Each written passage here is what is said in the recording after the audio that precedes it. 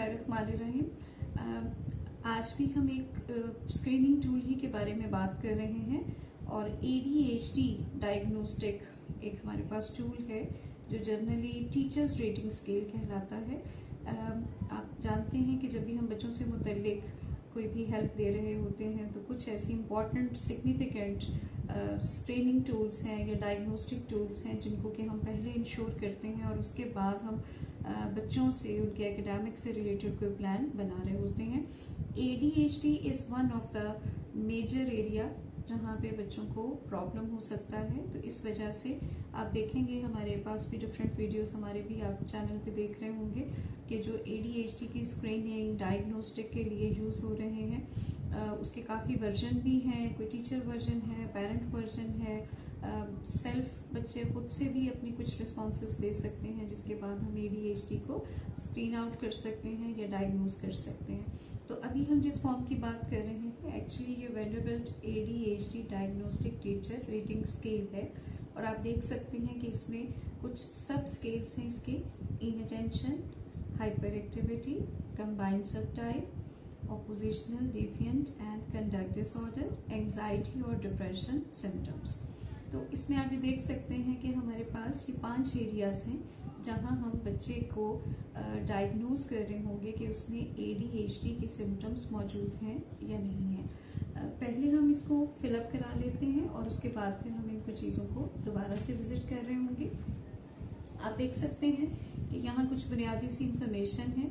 बच्चे का नाम क्या है, किस ग्रेड में है, उसकी डेट ऑफ बर्थ क्या है। डेट ऑफ बर्थ लेने का एक फ़ायदा ये होता है कि आप कभी भी इसको जब भी कांटेक्ट दोबारा इस फॉर्म को करेंगे तो आपको बच्चे की एग्जैक्ट एज ही मालूम पड़ेगी, क्योंकि सम टाइम हम जिस वक्त बच्चे से ये फिलअप कराते हैं उस वक्त की एज यहाँ लिख देते हैं, तो जब आप बाद में इस फॉर्म को दोबारा से कंसल्ट कर रहे होते हैं तो उस वक्त आपको आइडिया नहीं रहता कि जिस वक्त आप दोबारा इसे रिज्यू कर रहे हैं उस वक्त बच्चे की उम्र क्या होगी। तो ये भी एक अच्छा अंदाज है कि अगर डेट ऑफ बर्थ लिख दी जाए तो आप किसी भी वक्त फॉर्म से कंसल्ट करें तो आपको एग्जैक्ट बच्चे की एज के बारे में इंफॉर्मेशन मिल जाएगी। टीचर का नाम लिख सकते हैं और साथ में आप स्कूल का नाम लिख सकते हैं। अगर आप यहाँ देखें तो यहाँ पे भी आपके पास जो फ्रीक्वेंसी कोड मौजूद है जिसमें कि टीचर ने बच्चे के बिहेवियर को रेट करना है, उसमें आपके पास ऑप्शन है 0 नंबर आप देंगे अगर बच्चे का ये बिहेवियर कभी भी ऑब्जर्व नहीं हुआ, यानी टीचर ने बच्चे का ये बिहेवियर कभी भी ऑब्जर्व ना किया हो तो उसको हम 0 मार्क करेंगे, ओकेजनली पे 1 मार्क करेंगे, ऑफन पे 2 और वेरी ऑफन पे हम 3 नंबर्स दे रहे होंगे। 1 बाय 1 एक सवाल टीचर पढ़ता जाए और उसके बाद एक मखसूस बच्चे के लिहाज से जिसको फोकस करके आप इस फॉर्म को फिलअप करवाना चाह रहे हैं उस बच्चे के पॉइंट ऑफ व्यू से वो जवाब देता जाए। तो इसमें टोटल हमारे पास 35 क्वेश्चंस हैं और जो इन्हीं 5 एरिया पे मबनी हैं जिसके बारे में हम पहले बात कर चुके हैं। तो आप इन 35 क्वेश्चंस को जब टीचर मार्क कर लेता है तो उसके बाद आप इसका टोटल कर लेंगे। जो हमारे पास ये फॉर्म फिल्ड है तो इसमें आप देख सकते हैं कि we have different circled items और अगर हम इन सबको आपस में टोटल कर लें तो we will get the final score जो कि टीचर ने रेट किया है अपने स्टूडेंट के बिहेवियर को ऑब्जर्व करते हुए और फिर उसने मार्क किया है। यहाँ पे भी एक बात बहुत अहम है कि जिस टीचर से हम ये ADHD डायग्नोस्टिक स्केल जो है इसको फिलअप कराएं तो एक चीज़ जहन में रखें कि उसका बच्चे के साथ कम से कम कोई पिछले 6 महीने से वास्ता ज़रूर होना चाहिए। ऐसा नहीं है कि वो टीचर ने अभी 1 हफ्ता पहले बच्चे को टेकअप किया है एज अ टीचर तो वो इसको फिलअप कर दे तो वो ज़्यादा बेहतर अंदाज में इस पर रेटिंग नहीं दे पाएगा। ज़्यादा अच्छा है कि टीचर बच्चे को बेहतर तरीके से जानता हो।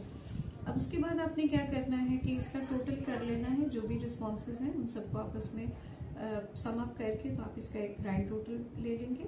इसके बाद आपने क्या करना है कि बच्चे की स्कूल में परफॉर्मेंस क्या है, इसके ऊपर भी आपके पास कुछ क्राइटेरियाज हैं: एकेडमिक परफॉर्मेंस और क्लासरूम बिहेवियर परफॉर्मेंस।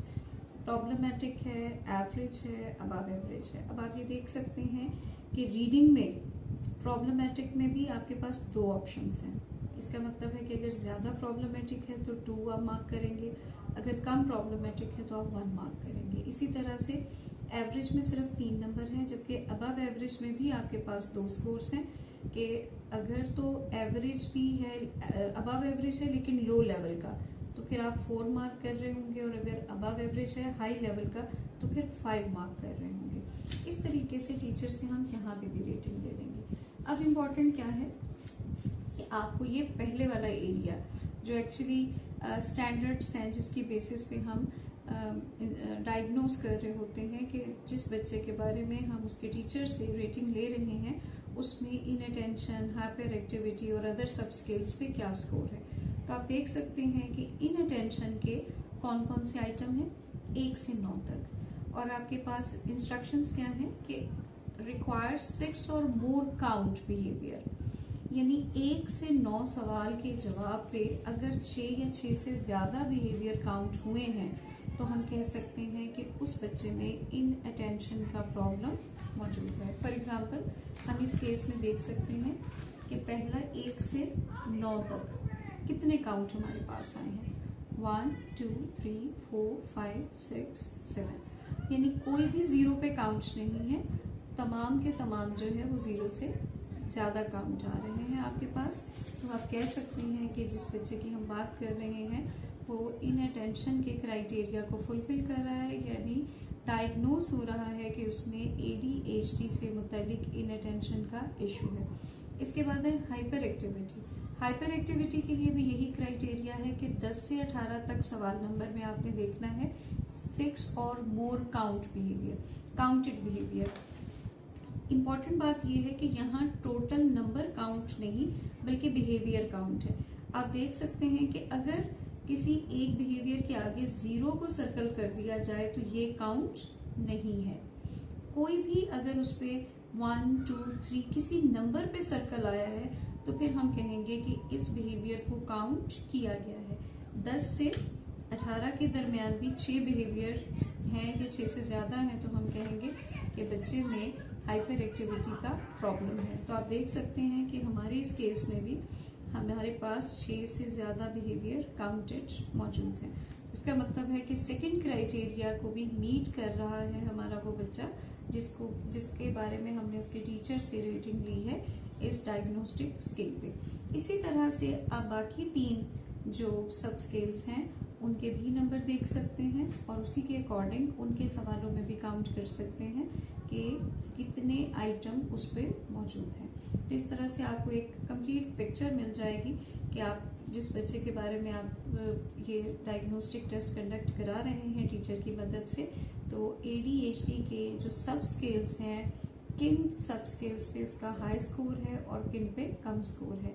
जब आप उसका मैनेजमेंट प्लान बना रहे होंगे तो ये आपके लिए बहुत फायदेमंद हो सकता है। इसके बाद है the performance section is scored as indicating some impairment in the child score 1 or 2 on at least 1 item।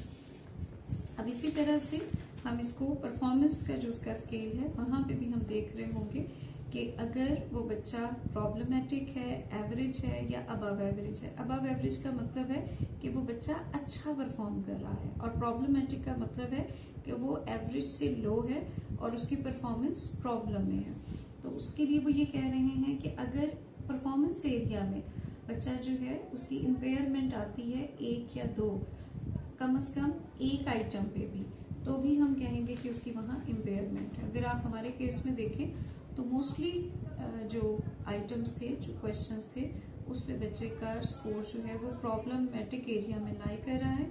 सिर्फ 2 बिहेवियर ऐसे हैं जहाँ पे उसको प्रॉब्लम नहीं है, relationship with pairs and following directions. ये 2 एरियाज हैं जिसमें वो एवरेज बिहेव कर रहा है। बाकी जितनी इंडिकेशंस हैं उन सब में उसका बिहेवियर प्रॉब्लमेटिक है। तो ऐसी सूरत में हम कह सकते हैं कि एज पर टीचर रेटिंग इस बच्चे में ADHD के सिम्टम्स मौजूद हैं जो कि उसकी फंक्शनिंग में भी प्रॉब्लमेटिक इंडिकेशन दे रहे हैं। तो फर्दर आप जब इसका प्लान बनाते हैं या फर्दर डायग्नोज करते हैं तो आपके लिए ये बहुत हेल्पफुल इंफॉर्मेशन होती है। Thank you so much for your time and attention. आप हमें कोई सजेशन दे सकते हैं, कोई आपका सवाल है तो हमसे पूछ सकते हैं। काइंडली हमें कमेंट जरूर कीजिए जो हमारे लिए हेल्पफुल होगा इन वीडियोस को ज़्यादा इफेक्टिव बनाने के लिए।